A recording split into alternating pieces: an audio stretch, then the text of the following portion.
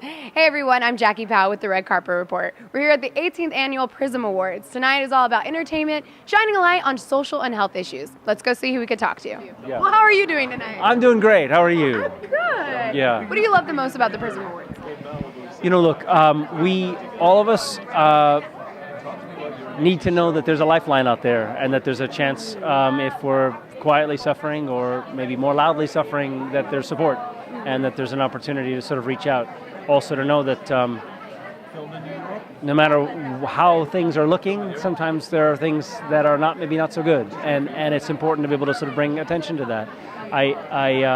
In an industry that obviously celebrates things being happy and shiny and bright, it's really great to know that there's actually another organization that actually highlights maybe some of the sort of quieter, darker strains sometimes, and that's part of being human, because we all go through times where we need some help. Yeah, absolutely. And has there been a time when you're watching television or a film that something really hit you, in this particular social or health issue, that's hit you personally, that affected you?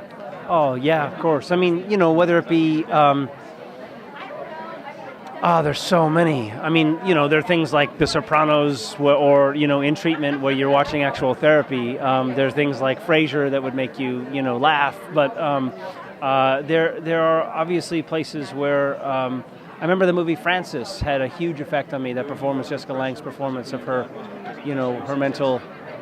her mental challenges and what they did and how they ultimately lobotomized her to deal with it back then. And these are again just ways of reminding us how we're all struggling with different but sometimes very similar things, and how that sort of connects us and reminds us that we're all human. We all make mistakes. Yeah. And what would you say to maybe other actors that aren't so involved with social and health issues? What would you say to them to be more involved? Gosh, any chance you can get to be of service, any chance that you can get to do something where you're giving back or where you're actually sort of helping someone else. I can't begin to tell you how much that's helped me in my life at the darkest times in my life, when I'm wiping tears away and trying to sort of figure out what to do with myself. I don't know what to do, so I'm going to go help this person. And in doing that, it's suddenly given me great clarity. Yeah. And I can say over and over again, that's maybe the biggest sort of smartest and easiest thing that we can always go back to every time things are really toughest. I call that the helper's high. You feel high off for helping others.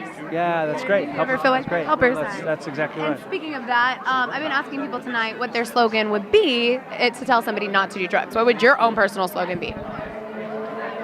Oh, man. I mean, we know just say no didn't really work. And as a parent, I have to say, obviously, I've struggled with what to say, because one has to sort of be kind of clear about it. But what I've done, even as they're young, is really just begin to have conversations with them, talking about the choices and the struggles and how the dangers of it, so that I'm not doing it at 13 or 15 when I think it's going to be too late. I've been talking about it from the beginning, and I believe that that's important. Yeah, absolutely. Thank you so much for everything. Thank you. It was really nice meeting you. Likewise. Have a great night, okay? What an inspiring night. If you were inspired, make sure you like this video and subscribe to Red Carpet Report. Until next time, I'm Jackie Powell. I'll see you guys later.